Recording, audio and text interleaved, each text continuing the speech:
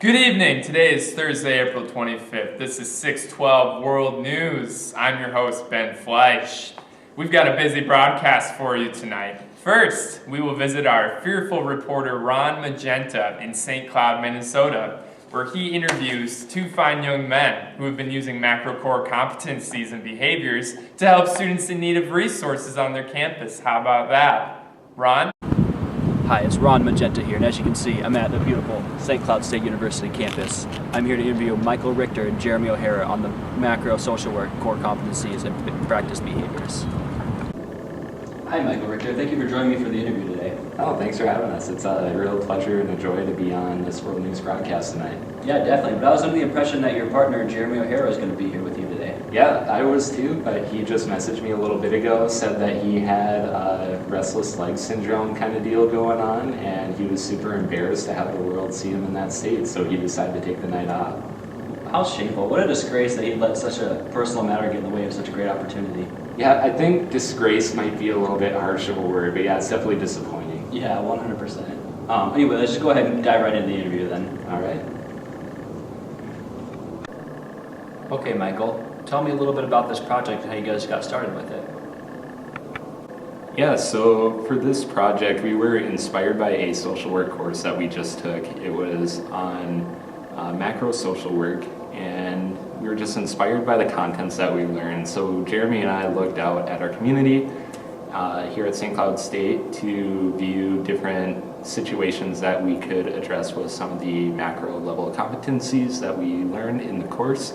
And Jeremy and I both decided that just kind of physical fitness in all forms is something that we're really passionate about.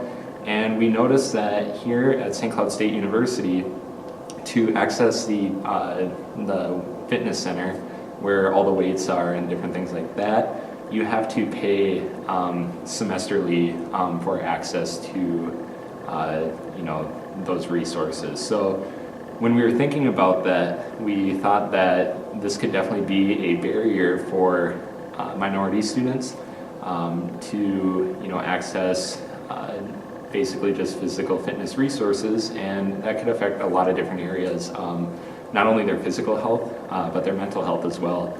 And so we thought that with all the struggles they face just simply by being minority students, and just the stressors that come along with that, this could be something where if we could alleviate the cost that they would have to pay to have access to the physical fitness facilities, that it would just make their lives a lot easier in one area, and hopefully the benefits gained from utilizing the physical fitness center would allow for them to basically just approach their mental health and other kind of components of their lives a lot better. They can manage stress, things like that. So that's kind of how we got started. Just kind of evaluating something that we were passionate about and taking inspiration from a course that we just took. Wow, Michael, that's really great. Seems like you and Jeremy really found a population in need and then found a problem, which was the fitness center charging students, and you found a way to kind of work with them to resolve that issue. Kind of diving into the competency 6 in macro social work, engaging with individuals, families, organizations, groups, and communities. How did you guys go about applying human behavior knowledge and theoretical framework to help with this population? Yeah, so the theoretical approach that we use was the organismic analogy. And so basically with this theoretical framework, the social worker will view the environment in which they're working. So for us here, it's at St. Cloud State, as a cohesive unit or a living body. And so when you view the population that you're working with through that lens, if you see one area or one kind of section of the population within that environment that's struggling, it could end up affecting the whole environment, or the whole unit. So when we looked at this, we kind of thought, okay, if minority students struggle in a variety of areas, and we don't even provide the resources for them to kind of manage that stress and kind of deal with that in a way that is physically healthy for them as well as mentally healthy, it's basically not only going to hurt them, but it's going to hurt the whole community. So that's kind of the theoretical framework we use, and I think it worked out really well for us. That's great, Michael. That seems like a really good theory to apply to this situation. Just curious, working with being white males, working with a diverse population, how did you guys use empathy, reflection, interpersonal skills to help try to engage with this population and be able to work together with a diverse group of people? So I think for us, Jeremy and I, we are both white males, and we needed to recognize our place in majority culture. And I think that gave us just kind of overall knowledge of kind of where we fit into St. Cloud State and how that might differ from minority students. And so I think that was kind of the first thing we needed to do to start to display empathy towards them and start to really understand what it is that they're going through. And so as we think about our place in majority culture, we realize that we have a lot of power and influence that minority students maybe don't here at St. Cloud State. And so what we wanted to do is kind of get the ball rolling and use some of that influence that we might have to empower and enable the minority students that we were working with to begin to take control of this kind of project and have their own voice and really kind of have them direct and lead and different things like that. So that was kind of a big process for us, and I think really just sitting down, interacting with the minority students. We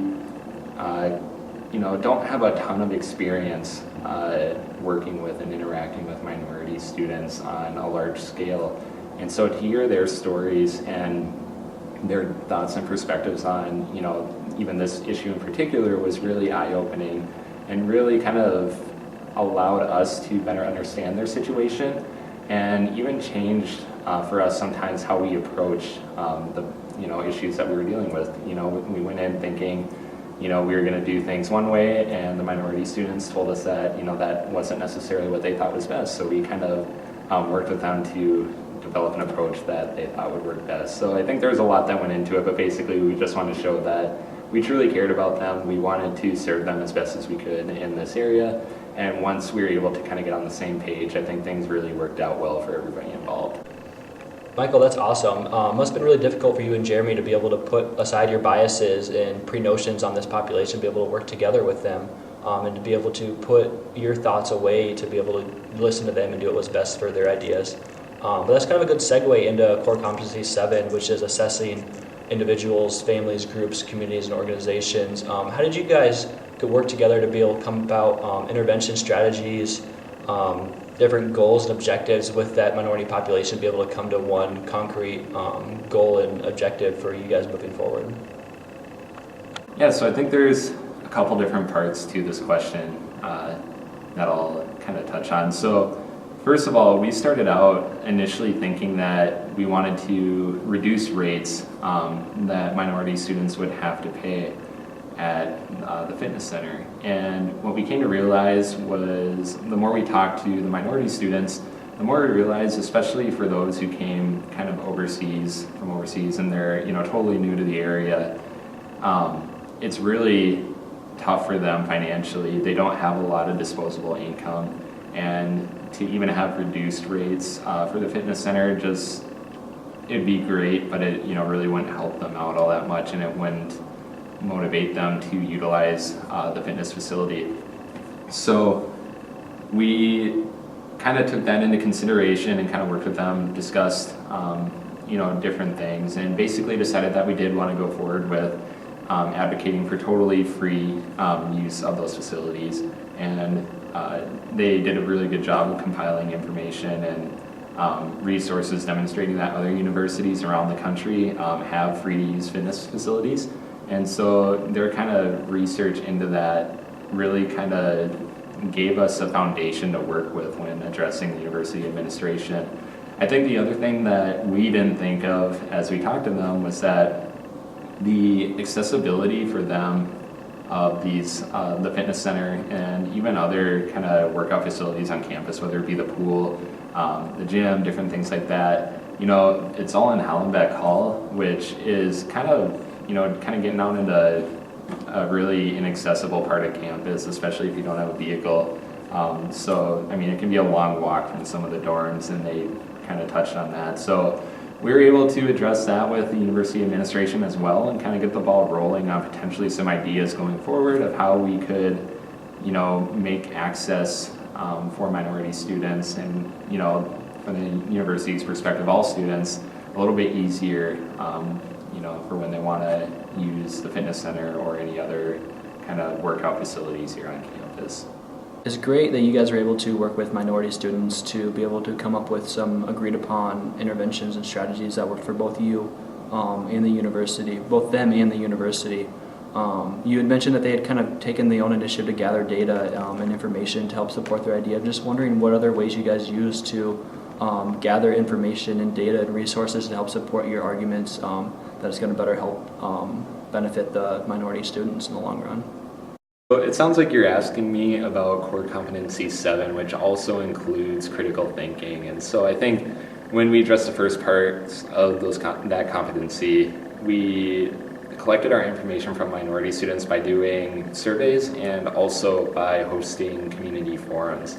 And so, the surveys, we got, a bunch of responses in which we were able to, basically go back and look at it and see what, they said for any given question. And then the community forums were really kind of informal ways for us to gain a lot of information. And I feel like that was almost even a better way for us to gain information, as it just seemed that they were able to kind of go off in whatever direction that they wanted. And really, I think we kind of gained insight into their lives and, their needs more so than a written survey could have given us. So that's kind of how we collected the information. And then the way in which we kind of viewed that information, we went back to using the organismic theory as our framework, and really thinking about what the responses they provided would fit into that theory.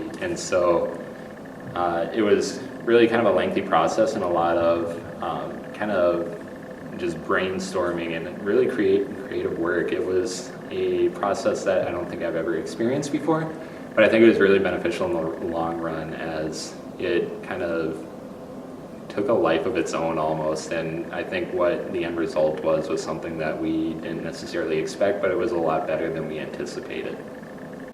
Wow, that's great. It's really awesome to see how much time and effort you guys put into this project to really help out minority students on campus here. I just have one final question for you, and you can go ahead and be honest with me. Your professor will not see this, but what was the best and worst things about the class this semester? Yeah, I think that's a great question. Too bad Jeremy's not here to, give his 2 cents on this. For me, what I really enjoyed was how at the beginning of the semester, Susan really kind of discussed and talked about her past experiences with, macro work that she's had. And I think that was really valuable. Just, reading through a book, there's a whole bunch of different concepts and different things like that. But to get somebody's kind of personal experiences on the, those kind of topics and things like that, it's just really beneficial to kind of, hear how it played out for them. And kind of going along with that, I really appreciated the different speakers we had come in at the end of the semester. I think, again, along the same lines, to hear people who are out in the field kind of doing macro level social work, working with nonprofits, and, their kind of perspectives and takes on different situations and things going on with kind of macro level work. Just a really valuable experience, and something that I think, is just great. All right, Michael, thank you so much for taking the time to do the interview for World 612 News. It was a great time interviewing you and learning about the work that you and Jeremy had done throughout the semester. Wow, that was just riveting, Mr. Magenta.